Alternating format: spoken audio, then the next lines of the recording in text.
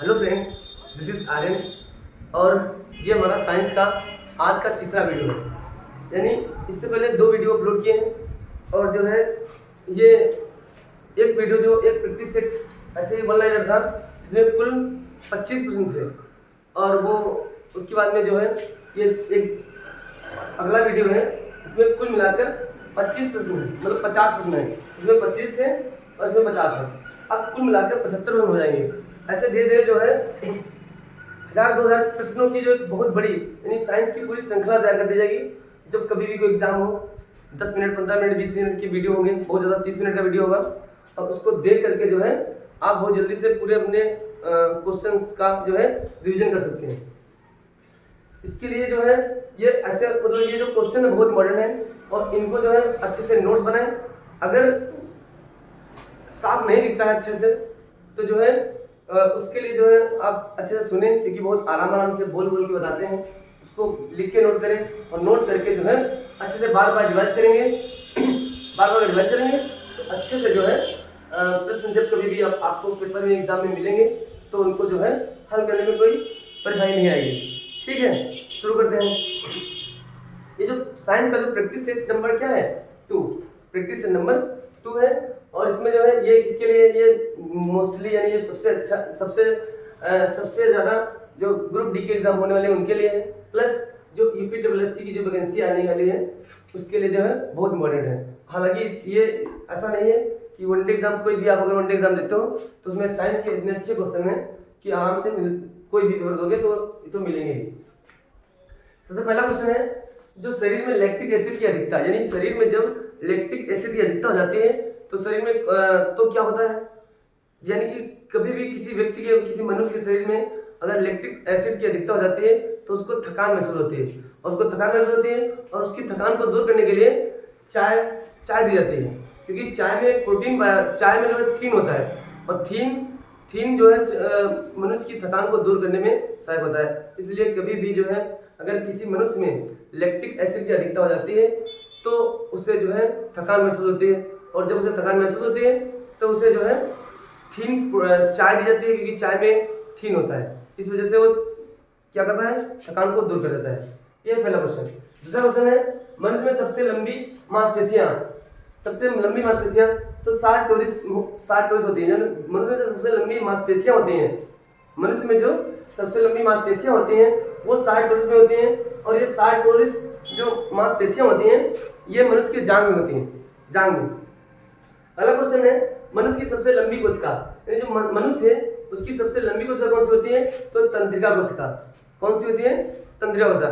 मनुष्य में सबसे लंबी कोशिका बोलते हैं उसको तंत्रिका कोशिका। ये मस्तिष्क यानी ये जो है मस्तिष्क यानी कपाल मस्तिष्क में बजाती है।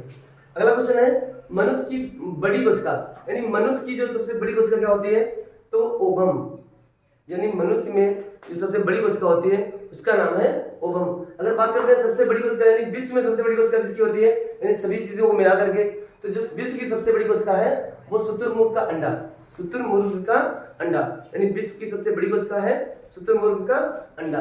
नेक्स्ट क्वेश्चन है, विभाजन रहित कोशिका, यानी वह कोशिका कौन है जिसका विभाजन नहीं होता है, यानी वह कोशिका कौन होती है जिसका विभाजन नहीं होता है, वह कोशिका है तंत्रिका, यानी तंत्रिका कोशिका का विभाजन नहीं होता है।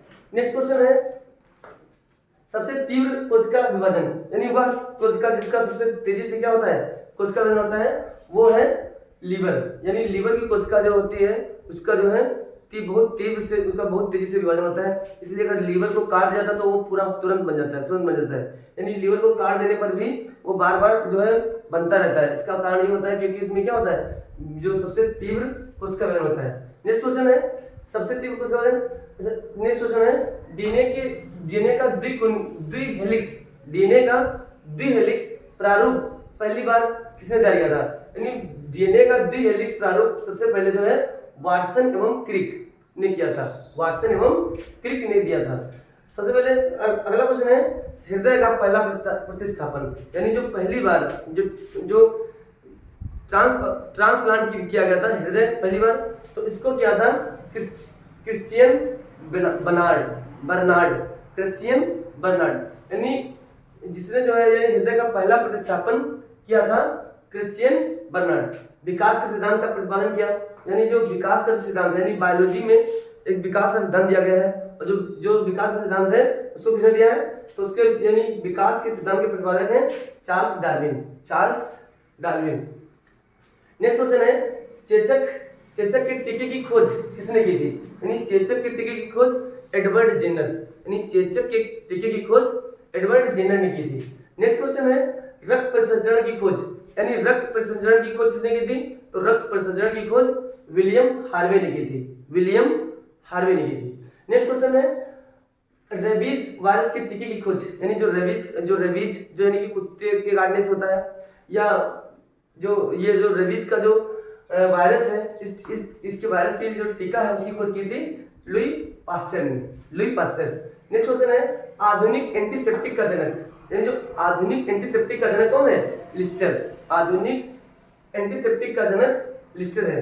रक्त समूह की खोज, यानी रक्त समूह की खोज किसने की थी? तो रक्त समूह की खोज लैंड स्टीनर ने की थी, और इनका एक शिष्य था जिसका नाम था वीनर, यानी लैंड स्टीनर गुरु थे और इनका एक शिष्य था जिसका नाम था वीनर। इन दोनों गुरु चेला ने जो मिलकर किसकी खोज की थी? रक्त समूह की खोज की थी। नेक्स्ट क्वेश्चन है रक्त एवं हड्डियों का निर्माण होता है, यानी जो रक्त और जो हड्डियां ये कहाँ से बनती हैं? तो रक्त और हड्डियों का निर्माण होता है ऊतक से। अगर क्वेश्चन आएगा ऊतकों का निर्माण होता है तो कोशिकाओं से, यानी ऊतक का निर्माण होता है कोशिका से, यानी अगर कह सकते हैं कि कोशिकाओं का निर्माण ऊतक से होता है, और ऊतक से जो है हड्डियां बनती हैं, और रक्त इनका निर्माण होता है ऊतकों से। नेक्स्ट क्वेश्चन है कंकाल तंत्र बना होता है, यानी कंकाल तंत्र में क्या होता है? तो कैल्शियम फास्फेट, यानी कंकाल तंत्र में क्या होता है? कैल्शियम फास्फेट होता है। नेक्स्ट क्वेश्चन है हड्डी और हड्डी, यानी एक हड्डी जब दूसरी हड्डी से जुड़ी होती है, यानी हड्डी और प्लस हड्डी का जोड़ क्या कहलाता है? तो हड्डी प्लस हड्डी का जोड़ लिगामेंट कहलाता है। लिगामेंट। नेक्स्ट क्वेश्चन है हड्डी और मांस, यानी हड्डी और मांस जब जुड़ा होता है तो वो कहलाता है टेंडम, यानी हड्डी और प्लस जब मांस जुड़ा होता है वो टेंडम कहलाता है। नेक्स्ट क्वेश्चन है चमकीली हड्डी कहलाती है, जो चमकीली हड्डी होती है उसको कहते हैं टिबिया, और ये होती है पैर में, यानी टिबिया जो हड्डी पाई जाती है वो कहाँ होती है? पैर में। इसे क्या बोलते हैं? चमकीली हड्डी। नेक्स्ट क्वेश्चन है सबसे बड़ी हड्डी, यानी सबसे बड़ी हड्डी, यानी मनुष्य के शरीर में सबसे बड़ी हड्डी कौन है? या एक क्वेश्चन ऐसे आता है खोखली हड्डी से कहते हैं, तो दोनों का आंसर है फीमर, ये होती है जांघ में। यानी अगर क्वेश्चन आएगा कि सबसे बड़ी हड्डी कौन सी है तो आंसर होगा फीमर, और अगर क्वेश्चन आएगा खोखली हड्डी कौन सी होती है तो तब भी फीमर, और ये क्या होती है? ये जांघ में होती है। नेक्स्ट क्वेश्चन है सबसे मजबूत हड्डी, तो जो मनुष्य की जो सबसे मजबूत हड्डी होती है वो होती है जबड़े की।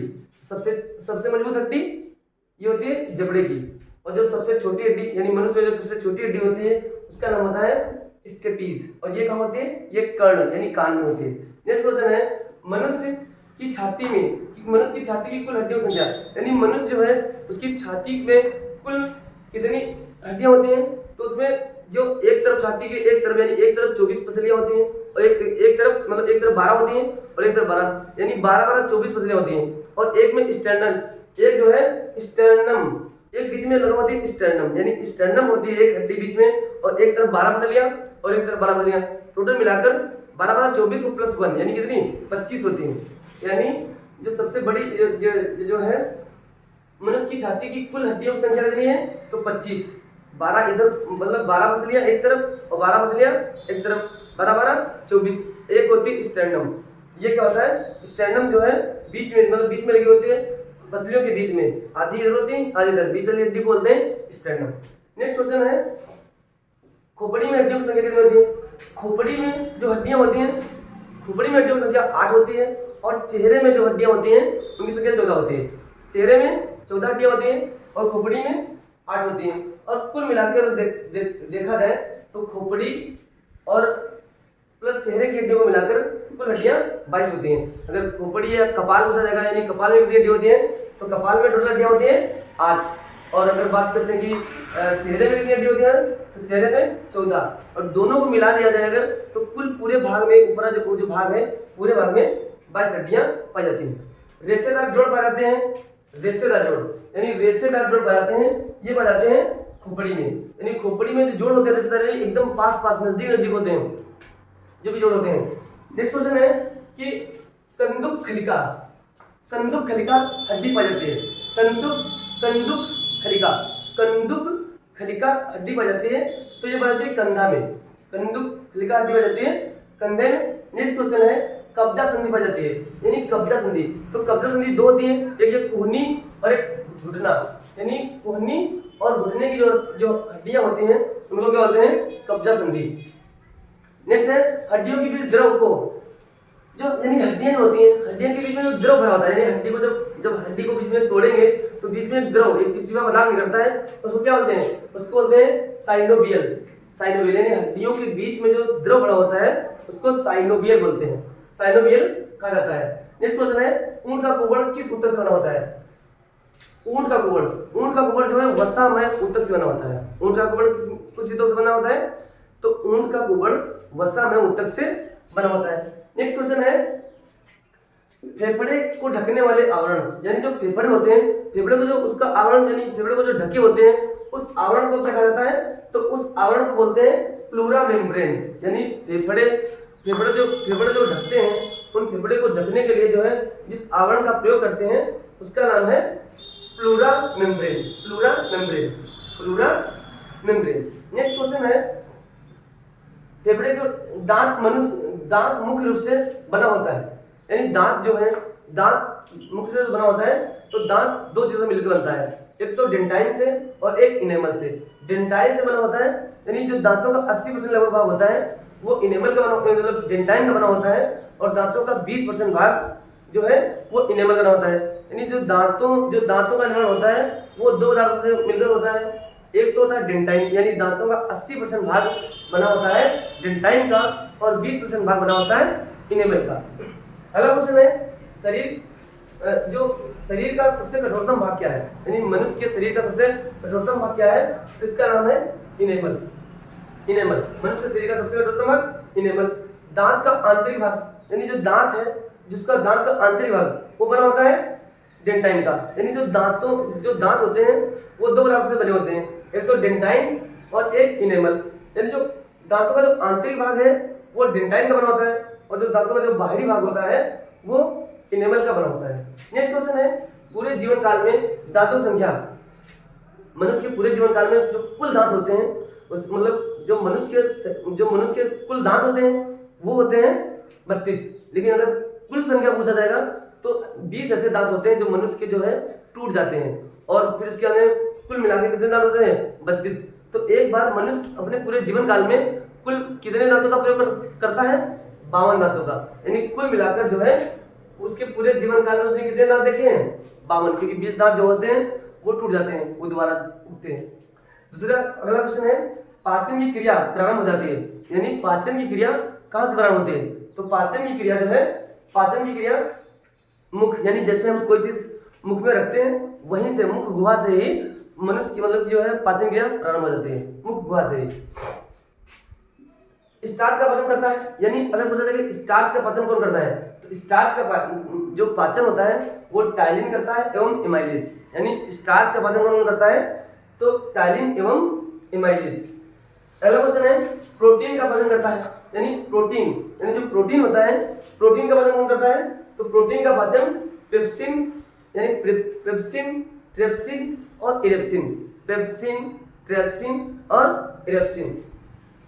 जठर रस होता है, यानी जठर रस में क्या होता है, तो जठर रस में पेप्सिन होता है और रेनिन होता है, जठर रस में पेप्सिन होता है और रेनिन होता है। अगला क्वेश्चन है भोजन को क्षारी बनाता है, यानी जो भोजन कभी कभी जब हम भोजन ग्रहण कर लेते हैं तो हमें कभी कभी हल्का क्षारीपन महसूस होता है, तो वो जो क्षारीपन महसूस होता है वो महसूस होता है पीत की वजह से जो है भोजन क्षारी बना मतलब भोजन को पीत जो है क्षारी बना देता है। अगला क्वेश्चन है वसा का पाचन करता है, तो वसा का पाचन कौन करता है, यानी वसा का पाचन पीत करता है और लाइपेज करता है, यानी पीत और लाइपेज, यानी वसा का पाचन पीत और लाइपेज करता है। अगला क्वेश्चन है पूर्ण पाचन रस निकलता है, यानी पूर्ण पाचन रस, अगर कभी भी क्वेश्चन आएगा कि पूर्ण पाचन रस होता है तो पूर्ण पाचन रस होता है अग्नाशय में, कहाँ होता है? अग्नाशय में। अग्नाशय में 3 बोल निकलते हैं, यानी एक क्या निकलता है? एक निकलता है लाइपेज। लाइपेज पालन किसका करता है? वसा का। यानी अग्नाशय से क्या निकलता है? लाइपेज निकलता है। और लाइपेज किसका वजन करता है? वसा का। और अग्नाशय से ही इमाइलेज निकलता है जो पाचन करता है स्टार्च का। और अग्नाशय से ही ट्रिप्सिन निकलता है जो पाचन करता है प्रोटीन का। अगला क्वेश्चन है, यानी लाइपेज क्या करता है? वसा का वजन करता है। इमाइलेज स्टार्च का वजन करता है। और ट्रिप्सिन प्रोटीन का पाचन करता है। नेक्स्ट क्वेश्चन है, अग्नाशय रस से श्रावण होता है, यानी अग्नाशय से श्रावण होता है, यानी अग्नाशय से कौन सा रस निकलता है? तो सिक्रेटिन। कौन सा रस निकलता है? सिक्रेटिन। अगला क्वेश्चन है, पाचन कहाँ पर पूर्ण होता है? यानी जब मनुष्य जब पाचन यानी पाचन प्रारंभ कहाँ से होता है? तो मुख गुहा से। लेकिन अगर क्वेश्चन आएगा पाचन पूर्ण कहाँ होता है? तो छोटी आंत में। यानी पाचन कहाँ पर पूर्ण होता है? तो छोटी आंत में। नेक्स्ट क्वेश्चन है, क्वेश्चन नंबर 46, भोजन का अवशोषण करता है, यानी भोजन का अवशोषण कौन करता है? तो भोजन का अवशोषण छोटी आंत करती है। भोजन का अवशोषण छोटी आंत करती है। नेक्स्ट क्वेश्चन है, जल का अवशोषण कौन करता है? यानी जल को अवशोषित कौन करता है? तो जल को अवशोषित बड़ी आंत करती है। कौन? बड़ी आंत। जन्म के बाद मानव के किस ऊतक में विभाजन नहीं होता है? यानी मनुष्य जब जन्म लेने के बाद में ऐसा कौन सा मनुष्य का जो पार्ट है, भाग है, यानी कौन सा किस ऊतक में जो है मनुष्य किस ऊतक में जो है विभाजन नहीं होता है? तो इससे पहले मैंने बताया था कि मनुष्य होता है, उसकी जो तंत्रिका है, जो मस्तिष्क में जो क्या होती है? तंत्रिका होती है। तंत्रिका जो होती है, तंत्रिका ऊतक, उसमें कभी भी जन्म के बाद कभी भी विभाजन नहीं होता है। अगला क्वेश्चन है, यानी जन्म के बाद मनुष्य के किस ऊतक में विभाजन नहीं होता है? तो तंत्रिका ऊतक में। नेक्स्ट क्वेश्चन है, जीन शब्द किसने दिया था? तो जीन शब्द W.L. जोहानसन, यानी जीन शब्द किसने दिया था? W.L. जोहानसन ने दिया था। अगला क्वेश्चन है, उत्परिवर्तनवाद के सिद्धांत का जनक किसको कहा जाता है? तो ह्यूगो डी ब्रीज। यानी उत्परिवर्तनवाद के सिद्धांत के जनक कौन कहलाते हैं? Hugo de Vries. अगर ये क्वेश्चन जो है ये 50 क्वेश्चन थे और इससे पहले 25 क्वेश्चन है, कुल मिलाकर 75 क्वेश्चन हो गए हैं। यानी साइंस के मुझे लगता है कि 400-500 क्वेश्चन हो जाएंगे। अगर तो 400 क्वेश्चन से आराम से तुमको जो बेसिक बातें हैं वो अच्छे से तुमको जो है साइंस के रिलेटेड जो भी होगी अच्छे से पता हो जाएगा। और जो भी क्वेश्चन आएंगे वो आराम से मिल जाएंगे। अच्छे से जो है इनको पढ़ें और लिखें जरूर। जब तक लिखेंगे नहीं तब तक जो है सही से समझ में नहीं आएगा, और बार बार लिखने से ही अपने आप याद हो जाता है। ठीक है, जो अच्छे से लिखें और जो है अच्छे से वो करें। ठीक, थैंक्स टू लिसन मी।